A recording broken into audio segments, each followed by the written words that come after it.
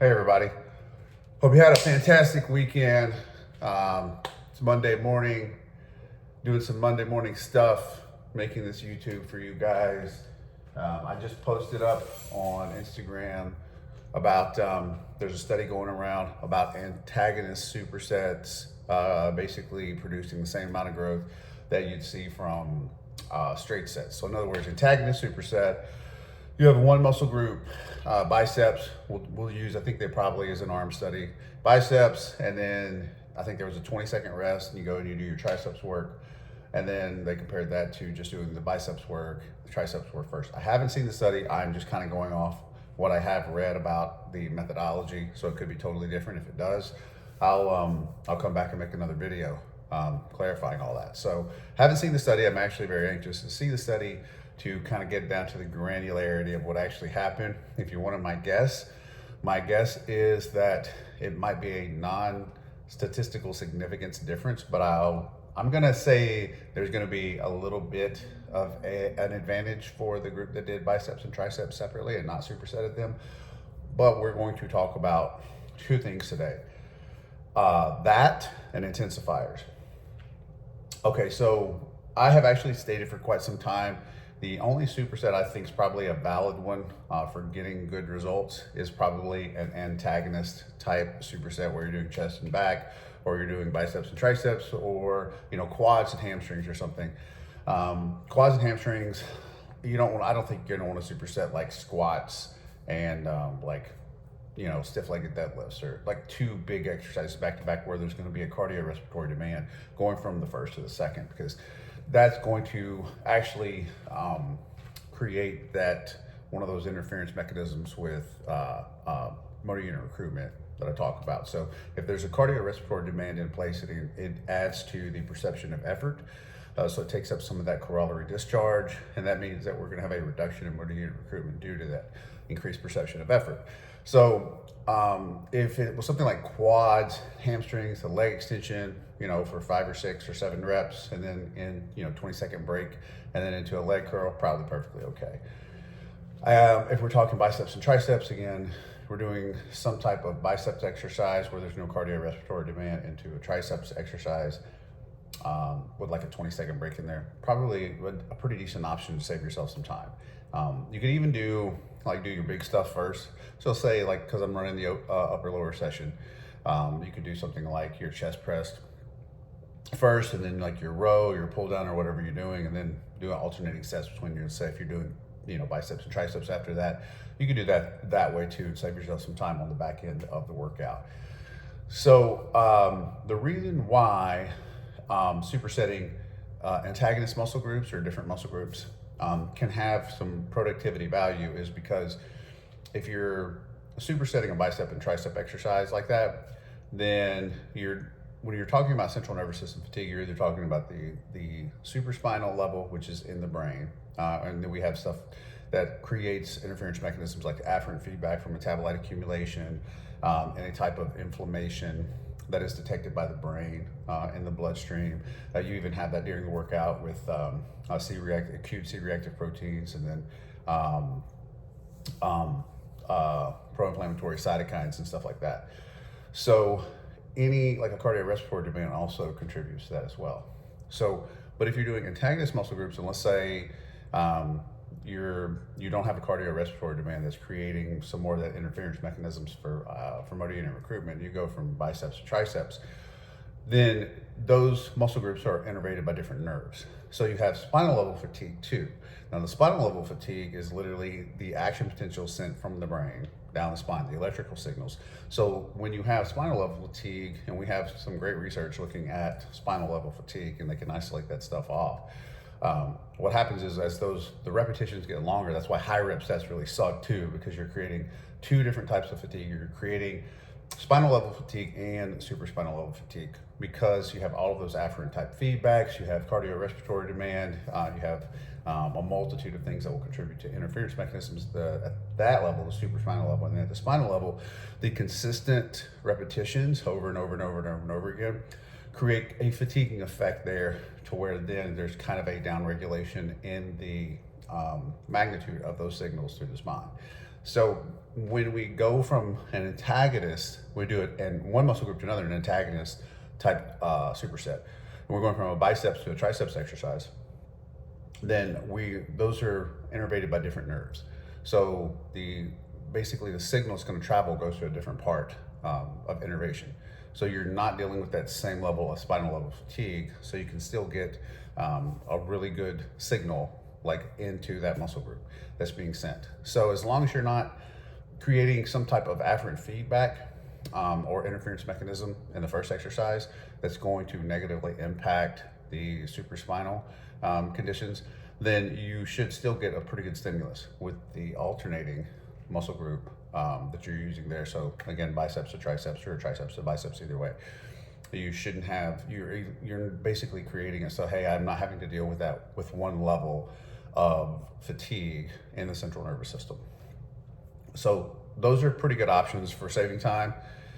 And the segue into the next part, which there's not really a segue, but I'm just creating one, is the idea that won't seem to die, that somehow intensifiers like drop sets, or definitely supersets for like the same muscle group are just absolute dookie. Like, and giant sets with like one muscle group, where you're doing, like a bunch of back exercises. I know like Milos does that stuff. No, I don't think it's good. I think when you put a bunch of guys on all sorts of tons of chemicals and stuff, they can do almost anything and they're going to see growth. So I don't think those are valid places to kind of to work from to give anecdotes, because again, once we institute a bunch of anabolics and androgens and insulin and all this kind of stuff, everything pretty much goes out the window. But if we're talking the actual physiology here, when you're doing a giant set or a superset in the same muscle group, then as we just talked about, you're going to have that degree of supraspinal fatigue that's going to exist because you just did that one exercise and there's metabolite accumulation that's built up. There's cardiorespiratory demand, and even if you don't have those things, you're still dealing with the spinal level fatigue of moving from one exercise to another that's still training the same muscle group. It's just dumb. It legitimately is just dumb. Okay, so the other ones that always come up are drop sets, myo reps, clusters, rest pause. Those are all, in my opinion, in some way, shape, or form, the different wings on the same bird. Some can be a little more effective than others. Everything is taking a backseat to straight sets to failure or close to failure with adequate rest periods. And I say adequate because I think people have gotten crazy about the rest periods thing. So it's like it's got to be 3 minutes, and I probably could take some blame in that because I've said 3 minutes because the research would use in some of those studies a 3-minute rest period compared to say a 1 minute or whatever, and it was pretty clear consistently that longer rest periods give us a higher degree of expression of myofibril protein synthesis, give us greater hypertrophy outcomes, et cetera, so forth and so on.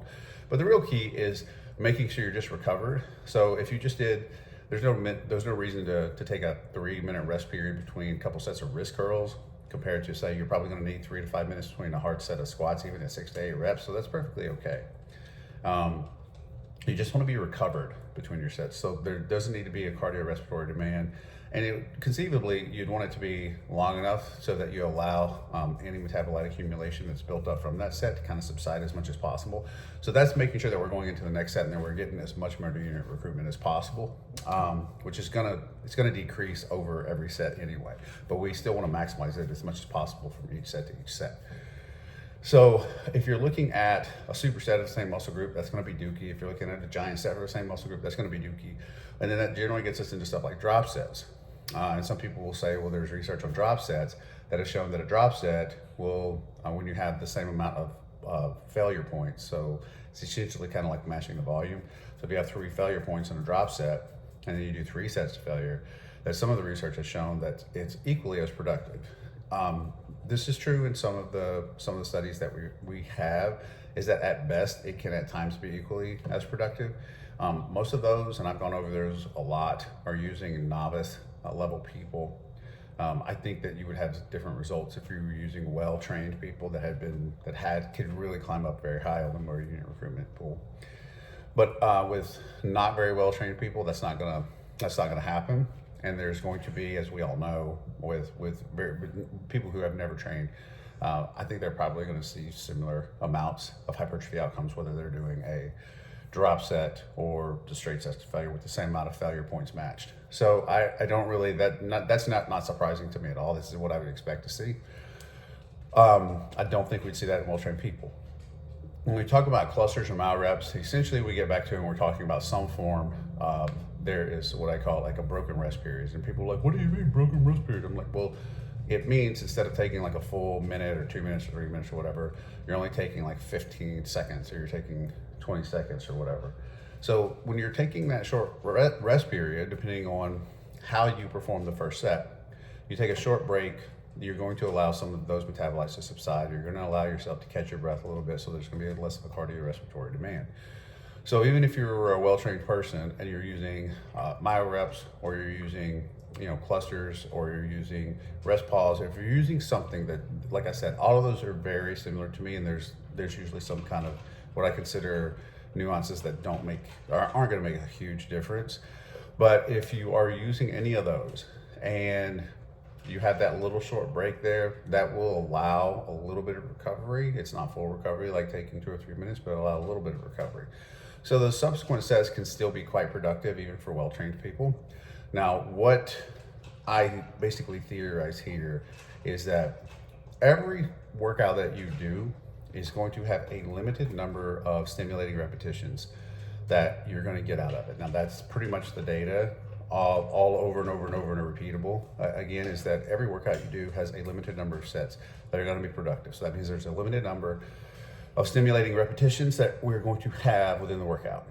When I think you do like a mile rep set or a cluster set or rest pause or something like that, as long as you don't do something stupid on your first set, like super high reps, like you're not doing like sets of 12, 15, or 20 or some dumb crap like that on that first set, and you take like the full 15 or 20 seconds between that first set and the second set, then let's say you do the first set in a very intelligent way. So let's say you do 6 or 7 reps with 1 to 2 RIR, and then you take the break, and then you do the second set and you get either to failure or very close to failure. That's probably pretty close to what you're getting out of your first 2 sets.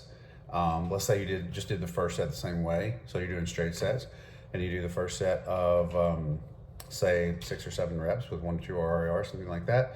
You're getting somewhere around 3 or 4 stimulating repetitions, and then you take the second set to failure. Well, you're not getting 3 or 4 stimulating repetitions, but you're probably getting around, I think when Chris and I, we broke down the data, and you actually look at it, the second set's gonna get you maybe 2, and that's if you're going to failure. Now, if you're using heavier loads, again, you're taking 1 RIR, doesn't really matter as much, but you're still probably only getting about 2 stimulating repetitions, 2 to 2 1/4. I think when we broke it down is what it was. We did it in percentages too. So it's every set you do has less stimulating repetitions in it due to fatigue. That's why when people say every set has 5, I'm like, well, no, the first set, if you don't have existing fatigue, can have around 5 approximately. And then the second set's gonna have less than that. And then the third set's less than that. That's why it takes 6 totals. That's why it takes, you do the first set, it takes 5 more sets after that to equal the amount of stimulating repetitions that you got out of the first set. So when you do myo reps or cluster or rest pause or anything like that, what I think is you front load the stimulating repetitions in a short period of time. So that should make sense to you, I hope. So the first set, you're getting 3 or 4 stimulating repetitions out of that. Let's say you leave that 1 or 2 RIR to save yourself a little bit of fatigue there. And then you do the second set, and let's say, after 20 seconds rest, you do the second set and you do whatever you get out of that. Let's say you get 3 or 4 reps, and let's say you even go 1 RIR on there. Probably got 1.5 to 2 stimulating repetitions out of that set, and then you do a couple of more, and then you get one stimulating repetition. So all in all, you're getting somewhere around 4, 5, 6, 7, 8-ish, 7.5 to 8-ish stimulating repetitions overall. So in a very short period. Whereas if you're doing straight sets, it's going to be very closely matched. So what I mean by front loading is instead of taking longer rest periods and doing your through, so let's say you're doing 3 sets like over with longer rest periods, 2 or 3 minutes between sets, and it takes this long, and you're getting say you're getting 8, anywhere from 6 to 8 stimulating repetitions in this period. Well, when you do like a myo reps or a rest pause cluster or whatever, you're kind of smushing that into just a shorter time span. But it doesn't mean that you just keep going like that and you still keep building up stimulating repetitions. Theoretically, I think what happens there and what the physiology is going to show is that we just take that, we get the stimulating repetitions in a shorter period of time, but that's essentially what you're getting, is you're just getting it all smushed into a shorter period of time rather than resting longer. And so from then on out, all of the fatigue mechanisms that would exist with longer rest periods where it took you, say, 15 minutes or 20 minutes to do those 3 sets or however long it was, I'm just making up arbitrary times. When you do the cluster, myo reps, rest pause, whatever, you're just getting it done in a much shorter period of time. But then after that, all the subsequent sets, you kind of, is going to kind of meet that point of significant diminishing returns to where it's just not going to be as productive. So if you're short on time, a myo reps, rest pause, cluster, something like that, even a drop set done in what I consider an intelligent way can be a good option. And that means the first set you do 5 or 6 reps at 1 RIR, and then you drop just a very little bit. It's like a very tiny drop, and then you smash out 2 or 3 more reps, and then you do another like micro drop, and then you smash out another 2 or 3 reps. I think those are going to be far more productive than doing like really high reps, and then doing a drop and doing high reps and really high, like that. That's just really that's also dookie. That's another dookie intensifier.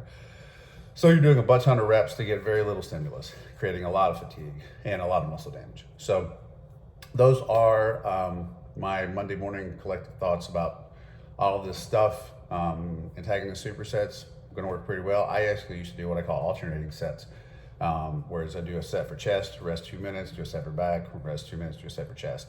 That gives you a couple of types of recovery. Number one, you don't have the spinal level, central nervous system fatigue stuff happening, but then also you're getting extra rest time between the actual muscle group itself. So you reduce some of that localized peripheral fatigue that you're getting from the calcium ions that get pushed in there. So it has a couple of nice benefits. The rest of them, for the most part, drop sets are probably, in my opinion, the least effective comparatively to any type of cluster where you have the broken rest period that allows you to recover a little bit between those. At the end of the day, I think the only benefit to all of those different ones compared to straight sets with long rest periods is just that you're saving a little bit of time. So if you're short on time, that's a perfectly good option. If you're not, I don't see any reason to do them, and I still think straight sets with longer adequate recovery periods between sets are going to always be superior to all of those other methods. So hope you guys have a great rest of your Monday, and God bless.